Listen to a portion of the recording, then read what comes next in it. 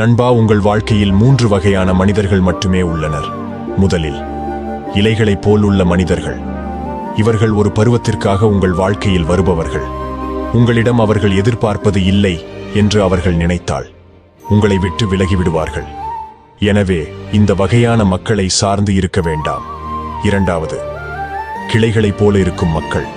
அவர்கள் வலிமையானவர்கள், ஆனால் நீங்கள் இன்னும் அவர்களுடன் கவனமாக இருக்க வேண்டும். உங்களுக்கு மிகுதியான கஷ்டங்கள் வரும்போது அவர்கள் உங்களை விட்டு விலகிவிடுவார்கள்.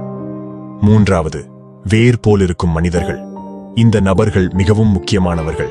ஏனென்றால் அவர்கள் மற்றவர்கள் தன்னை பார்க்க வேண்டும் என்ற விஷயங்களை செய்ய மாட்டார்கள். உங்கள் கடுமையான நேரத்திலும் அவர்கள் உங்களோடு இருப்பார்கள். இப்படிப்பட்ட மனிதர்கள் கிடைப்பது கடினம்.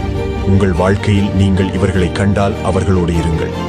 ஒரு நிமிடம் நீங்க உங்க வாழ்க்கையில் இந்த 3இல் எந்த விதமான மனிதராக இருக்கிறேன் என்று சிந்தித்து பாருங்க.